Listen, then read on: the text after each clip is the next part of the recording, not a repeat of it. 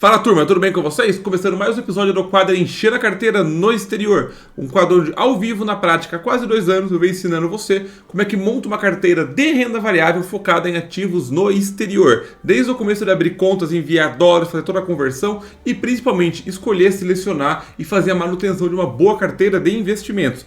Esse quadro é irmão do Encher a Carteira no Brasil, tá? Então, se você não conhece esse outro quadro também, recomendo que comece por ele, que ele tem quase 3 anos, quase 4 anos de vida já, o Encher a Carteira no Brasil. O do exterior é um pouco mais novo, temos mais ou menos 2 anos de vida. Sem mais delongas, vamos lá.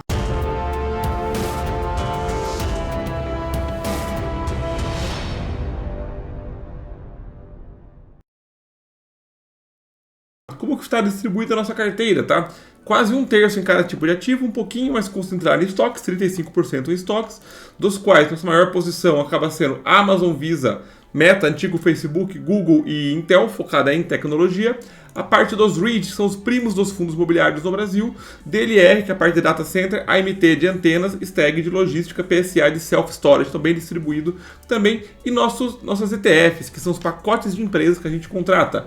As maiores posições, as 4 primeiras, não poderia ser diferente: VNQ, VU, VNQI e VEL. VNQ é o mercado de REITs, VU o S&P 500, VNQI o mercado de REITs do mundo, exceto Estados Unidos, e VEL os estoques do mundo, exceto Estados Unidos, mantendo as posições mais relevantes dentro da carteira, tá? E como é que performou nossa carteira neste mês? Vamos lá!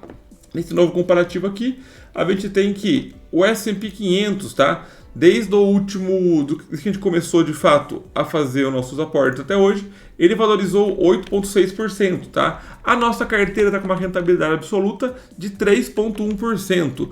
E eu coloquei aqui a mais o VNQ, que são os REITs, que é o índice principal dos REITs dos Estados Unidos, tá? Por que é importante ter essa comparação? Foi ter uma ideia de um seguidor. Que nossa carteira é metade REITs, metade stocks. Então é importante comparar também com o VNQ. Desde que a gente começou, os REITs em média caíram 18%, as ações em média subiram 8%, e nossa carteira ponderadamente está com 3,1%, tá? No último mês, os REITs caíram 0,2%, o S&P subiu 1% e nossa carteira caiu 0,1%, ou seja, a carteira ficou parada, perdendo um pouquinho para o S&P. Se a gente pegar e olhar aqui no geral, as ações subiram por volta de 9%, os REITs caindo por volta de 18%. Nossa carteira, a gente tem que nossos estoques estão subindo na média 9%, acompanhando o mercado, tendo que já fez várias vendas, né, para conseguir de fato realizar lucro, e nossos REITs caíram 8%, então bem menos do que o mercado. Essa estratégia é o núcleo da nossa carteira, no qual a gente, quando o mercado sobe, tende a subir junto com ele, mas usualmente a gente sobe um pouquinho menos. Estamos subindo um pouquinho mais do que o mercado, por conta da exposição nossa em tecnologia, que puxou a bolsa para cima. Mas o mercado de REITs, que é o nosso grande foco no momento, trabalhando em cima dele, por quê? A gente quer que ele sempre caia menos do que o índice principal. Porque quando o índice voltar, e ele sempre volta, ou bons ativos, bons índices fazem um zigue-zague ascendente, eu quero que a minha carteira esteja preparada para receber essa alta. Porque se uma coisa caiu 10%, para voltar é 11%, ou seja, se de 100 caiu para 90, para 90 voltar para 100 tem que subir 11%. Quanto maior a queda, mais difícil é a volta. É só você pensar, se uma coisa caiu 50%, para voltar tem que subir 100. Porque se de 100 reais virar nos 50 reais tem que dobrar para voltar para o 100. Então, controlar e administrar as perdas é a grande chave de todo o negócio, tá? Se a gente parar para fazer uma análise um pouco mais ampla, tá, do que está acontecendo, a gente vai chegar no seguinte cenário. A nossa carteira, aqui, ó, a nossa carteira global, ela está equilibrada desde o que a gente gostaria de ter de percentuais ideais em cada tipo de ativo. A gente quer 12,5, 12,5, 35% do nosso patrimônio global, a gente quer no exterior, distribuído de 12% em estoques, 12% em REITs, 5 ETF de estoques, 5 ETF de REITs. Mas de onde saiu 35, tá? Por isso que é importante que você esteja inscrito no nosso canal e acompanhe sempre. Por quê? Isso aqui faz parte do nosso quadro global de investimentos, nos quais eu quero 65% do patrimônio no Brasil e 35% no exterior. Dos 35%, eu quero uma distribuição de 70% em estoques e REITs, que se for dividir e voltar, dá 12, e 5% em ETF de REITs e 5% em ETF de estoques. Então, essa carteira está dentro do que a gente gostaria, bem equilibrada, tá? Não está saindo 2% para um lado nem para o outro. Se de repente aqui tivesse 10, estaria mandando comprar. Se tivesse 15%, estaria mandando parar de comprar ou vender, tá? Tem uma margem de 2% de erro para mais ou para menos aqui para estar dentro do ok. E na nossa carteira, está mandando comprar ETF de stocks e está mandando comprar ETF de REITs, tá? Que é o que está mais perto de ficar desbalanceado. E esse mês a gente vai focar em comprar ETF de stocks e ETF de REITs. Só que eu também vou fazer uma pequena compra dentro de REITs, já vou explicar para vocês o porquê. Mas o nosso foco vai ser movimentar as ETFs, que é o que de fato está sendo demandado para aportarmos, beleza? E é importante entender que as ETFs fazem parte de uma boa gestão patrimonial de carteira. No Brasil, nossa carteira não tem nenhuma ETF, porque acho que as ETFs no Brasil têm uma funcionalidade diferente, é muito mais fácil você conseguir montar uma boa carteira no Brasil escolhendo as boas empresas, e as ETFs, seja o Ibovespa, seja as Small Caps, vem com muita coisa ruim dentro do pacote, e a gente no Brasil, por estar morando aqui, vivendo aqui, acompanhando a economia daqui, é muito mais fácil você conseguir selecionar as empresas e montar uma carteira só com ativos individuais. No exterior, eu acho muito prudente você ter ETFs que te protegem do todo o cenário macroeconômico, fora o valor de mercado das ETFs. O Ibovespa inteiro vale mais ou menos $1 trilhão. O S&P 500 vale 40. Assim, só a Apple vale 3. Então, assim, é um absurdo o quanto você consegue se expor num índice muito maior, muito mais sólido, que tem mais de 200 anos de vida. Então, lá, as ETFs têm muito mais solidez do que no caso do Brasil. Se for parar para olhar, as ETFs que a gente vai aportar no dia de hoje vão ser as seguintes, tá? E é bom passar por elas também para vocês lembrarem. O primeiro ETF que eu acho que tem que estar na base da carteira de todo mundo é o VU, tá? O que é o VU? Tem outras parceiras com ele, que é o IVV, o SPX, que replicam o S&P 500, que se for pegar para olhar, é um zigue-zague ascendente desde que o S&P foi fundado. Aqui ele não puxou lá para trás, aí agora ele carregou, que desde que o S&P existe, ele puxou aqui desde 2010, mas se for puxar mais para trás, é um zigue-zague ascendente, que representa as 500 maiores empresas dos Estados Unidos. Eu gosto muito do VU por alguns motivos. Primeiro, a taxa de administração deles, que é praticamente zero, é 0,03% do seu patrimônio ao ano, chega a ser ridículo essa taxa. E é uma ETF que, apesar de investir 100% nos Estados Unidos, que é o objetivo dela, ela é razoavelmente bem pulverizada, tá? A maior posição na Apple sendo 7,5%, a Microsoft 6,5%, a Amazon 3%, a Nvidia 3%, Google 2% e assim por diante. Também é bem distribuído entre setores, apesar de estar um pouquinho concentrado em tecnologia e a parte de serviços eletrônicos, por assim dizer, mas a tecnologia dela acaba pegando essas duas camadas juntas, que é praticamente 1/3 de todos os 500 ativos que estão nessas empresas aqui. Mas é um índice que não tem como você não ter em carteira. O outro que vai na contramão dela, tá? O VEL. O VEL investe no mundo inteiro, exceto os Estados Unidos. Dá um bom contraste para você ter essa exposição na carteira. Também é um zigue-zague ascendente, um pouco menos ascendente do que de fato o próprio S&P, lateralizado há um bom tempo, tá? Se for pegar um espaço de 10 anos, o VEL ele não tem um resultado tão expressivo. A taxa de administração dele é bem baixa ainda também, apesar de ser mais alta, é 0,08% ao ano, muito mais pulverizado. Se for olhar em termos de pulverização, ele tem, enquanto o S&P 500 tem 500 empresas na carteira, o VU, cadê onde é que aqui está falando? Vamos lá. Era para estar falando exatamente aqui, mas não está por algum motivo que não carregou, tá? Até fiz o login na página, não carregou, mas ele tem mais de 2.400 ativos dentro dele, tá? O maior ativo é a Nestlé, com 1,2% de dentro do portfólio inteiro. A maior posição dele está praticamente em caixa, é 1% em um fundo que tem dólar em conta praticamente. Mas é muito mais pulverizado se for comparar do que quando o VU é bem concentrado na parte financeira, a parte eletrônica e de saúde em segundo e terceiro lugar, mega pulverizado, então ele também é interessante para ser em carteira. Obviamente que o objetivo desse carinha aqui, o grande foco dele não está nem rentabilidade, só que a gente vê no gráfico que a gente viu agora há pouco, o objetivo dele sim está focado em diversificação de carteira, para ter uma exposição no mundo inteiro e não ficar dependendo apenas do VU. Outro ativo que a gente vai aportar hoje, por necessidade de carteira, o Viov, tá? Que também investe só nos Estados Unidos, mas investe até 600 empresas de valor nos Estados Unidos, seguindo praticamente a Magic Fórmula, que busca empresas que tenham um retorno sobre capital elevado, um ROIC alto e um PL baixo, sendo uma small cap, tá? É uma estratégia cíclica que se mostrou ao longo do tempo razoavelmente lucrativa, batendo inclusive vários índices dependendo do prazo que você pega, e pegam pequenas empresas na carteira, que também não tem nenhuma interpolação com o VU. Então isso é importante para você ter uma carteira de ETFs que não conversam entre si. Taxa de administração 0,15, ainda assim bem baixa, tá? Mas é importante a gente entender que a ideia é que seja o mais baixa possível, maior do que o do VU, certo? A composição dela aqui também, a maior posição em dólar, 1,3% em dólares. Depois, como tem 600 empresas, acaba sendo bem baixa a exposição de qualquer ativo individual, e também bem concentrada na parte de finanças. E o último é o VNQ, tá? Que é a ETF dos maiores REITs dos Estados Unidos. Também uma taxa de administração bem baixa, 0,12%, nada muito gritante. Temos de rentabilidade também, perde para o VU, a gente vai comparar todos daqui a pouco, tá?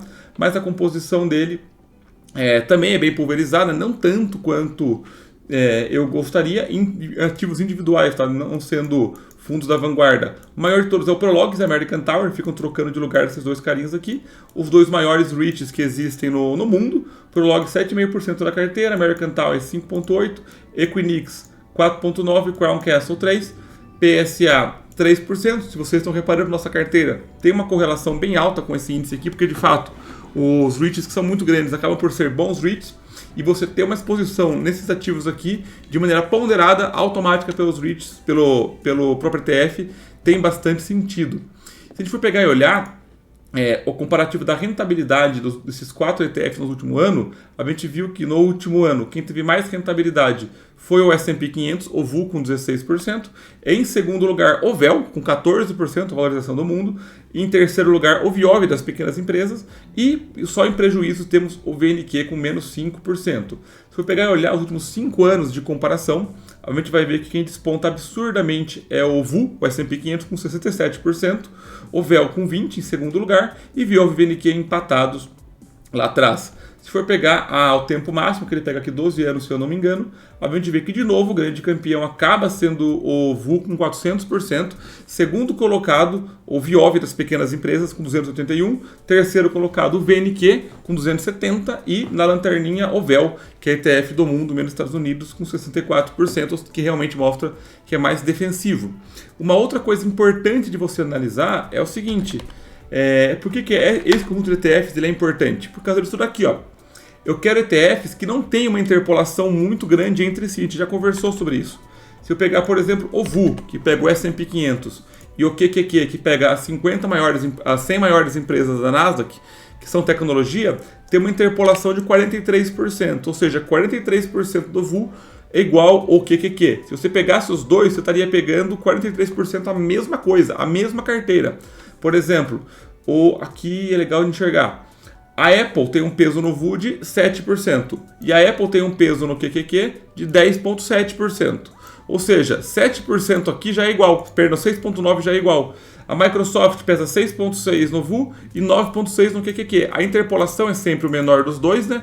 Mas se eu for somar tudo que eles têm igual em conjunto, isso vai somar 43%. Ou seja, estou pegando a mesma coisa duas vezes, muito parecido. Já se eu pego o VU e o VEL, eu vejo que a interpolação entre eles é zero, porque um é Estados Unidos, o outro é o mundo menos Estados Unidos. Se eu pego o VU e intercalo com o VIOV, a interpolação também é zero. Então é importante pegar coisas que não mesclam entre si. Já o VU contra o VNQ, a interpolação é mínima, tá? São pouquíssimos ativos que estão dentro de um dentro do outro, é 2%. Então você buscar ativos que não tem uma interpolação muito alta, no caso de ETFs, é um ponto-chave para você não estar pegando a mesma coisa duas vezes sem perceber. Vai que você pega uma ETF que pega o S&P 500, uma outra ETF que pega 100 maiores empresas de tecnologia dos Estados Unidos. Você pega uma ETF que pega as empresas dos Estados Unidos que não têm dívida. E você pega a ETF das maiores empresas que valorizaram mais do que 15% no último ano. Você vai estar pegando a mesma coisa várias vezes. Então isso é importante você evitar fazer num cenário desse. E você pode estar pensando também, beleza, Matheus, entendi a estratégia de ETFs, achei legal, eu vi a rentabilidade, mas uma coisa que eu vejo sua carteira, ela só está caindo por causa dos REITs. Vale mesmo a pena continuar aportando dentro dos REITs? Se for pegar e olhar o S&P no último ano, ele valorizou quase 15%, em detrimento ao VNQ, que caiu 10% no último janela de um ano, tá? Esse year to date ele está de lado, mas em um ano ele caiu 9,2%, 9,7%. Saindo da máxima, se for pegar até o valor máximo dele, de 116 dólares para 81, né? Se for pegar 81% e 16, a gente vê que ele chegou a cair da máxima até agora quase 30%. Então, assim, é bem expressivo mesmo. Só que aí que entra o mercado ser emocional em vários momentos. Com as empresas de tecnologia dando resultados bons e puxando o S&P para cima, a atenção do mercado vai para o mercado de ações. Se parar para pensar e analisar com mais calma, você vê que as principais responsáveis pela alta do S&P 500 foram 5 empresas, apelidadas carinhosamente de Manga, né? Manga é o M de Meta, que é o antigo Facebook, Apple, N de Nvidia, G do Google e o outro A acho que da Amazon, salvo engano. Então foram poucas empresas que puxaram para cima todo o índice como um todo. E o mercado olha para isso. Mas se for olhar por resultados mesmo, a gente vai ver notícias que nem essa daqui. O resultado, que é o que importa dos REITs, superaram as ações. A gente teve mais REITs com resultados positivos do que as ações. Só que o mercado ainda não precificou isso de volta. Então é exatamente por isso que na nossa carteira eu vou aportar sim em ETFs de estoques, eu vou aportar sim em ETFs de REITs que estão precisando, mas eu não vou ignorar meus REITs. Por quê? Quando o mercado voltar, eu quero que a minha carteira consiga voltar junto com eles. Se for olhar aqui o resultado das ações, ó, tá praticamente todo mundo em ganho. Tem um outro aqui em perda, mas a maior parte está de fato em ganho. Já nos REITs, eu tenho, por exemplo, REITs de risco, como é o caso do MPW que a gente conversou aqui já, que é sim um ativo de risco bem elevado, tá? Então eu não recomendo ter muito dele na carteira de maneira nenhuma. Tá com uma queda de 40%. Só que ele é um REIT que acredito que tem grande chance de se recuperar, pelo menos no médio e longo prazo. E uma queda de 40%, para voltar, tem que quase dobrar de valor. Tem que subir 70%, 80%. E se eu fizer uma continha aqui besta de padeiro, ó, se eu colocar nele 15 dólares, eu abaixo em 9% o preço médio dele, que hoje está em 10,15, o preço vai para 9,23. Então eu arranco quase $1 no preço médio com 15 dólares. Então o MPW é um camaradinha que eu quero sim colocar na carteira. Aumentar um pouco a posição dele sabendo que é um aporte de risco. Em detrimento a isso, a gente tem o ESS, que é o Essex Property Trust, de residências, um setor muito bom, muito resiliente nos Estados Unidos e está precisando de 4,1% na nossa carteira. A gente queria 6% nele, está com 1,9%, começou a aportar faz pouco tempo. Então eu também vou aportar um pouco nele, apesar de não fazer preço médio, que ele está exatamente no preço, mas também vou colocar para continuar montando uma posição dentro de REITs. Depois disso, eu vou simplesmente aportar aqui o que está precisando. No VU, no VEL e no VIOV, certo? Nenhum é por preço médio, é para manter o equilíbrio da carteira que está precisando. E vou aportar também no VNQ, que é o que está precisando no caso de REITs. Também está em queda, uma queda de 14%, tá? Inclusive isso mostra a referência da compra do índice de fato em si, que caiu 18% desde que a gente começou a aportar, nossa carteira caindo 8% e a ETF caindo 14%, que a gente fez algum preço médio ao longo do caminho e vai cair mais um pouquinho aqui hoje. Beleza, pessoal? Então eu vou pegar agora aqui. Tivemos um problema, não sei porque a gravação ela parou nesse segundo quando eu ia trocar para o celular para a gente aportar. Então, o que eu vou fazer? Eu já fiz o aporte da vez e vou mostrar para vocês aqui que chega sempre a notificação da Sproutify falando o que a gente comprou, tá? A gente comprou aqui o VU, R$14,93, beleza? A gente comprou também o VEL, mais R$14,93, que a gente comprou 15 dólares na verdade, e teve de fato a corretagem de 7 centavos, que é 0,5%. Se alguém for julgar quantos e-mails eu tenho não lido, você deve ter mais na sua conta, tenho certeza, então ignorem isso. Para cá, compramos também o VIOV, com mais 15 dólares no VIOV. Compramos aqui também o VNQ, compramos 20 dólares, tá um pouquinho mais, porque só tinha ele na ETF de REITs. A gente comprou também ESS, um pouquinho mais, quase 20 dólares, para fazer uma boa posição, que era o que eu mais estava precisando. E por último, compramos o MPW com o que sobrou de saldo. Bom, pessoal, fazer ao vivo tem esses problemas às vezes, mas está aqui o nosso aporte. Espero que tenham gostado. Vejo vocês na próxima semana.